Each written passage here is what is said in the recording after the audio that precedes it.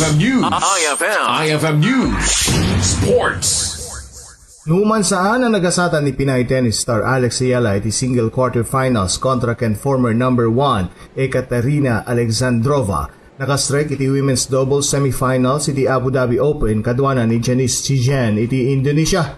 Inabag dagiti dua iti kombinasyon da Zhang Zuwa iti China ken Cristina Buxa iti Spain. Iti score 6-3, 6-3 iti quarterfinals iti laing parbangon oras iti Pilipinas.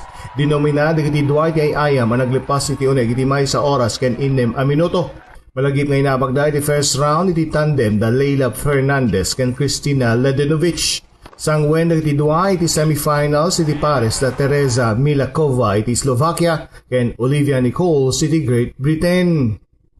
Para iti IFM Sports, daytoy ni Idol Joey C. Tatak IFM.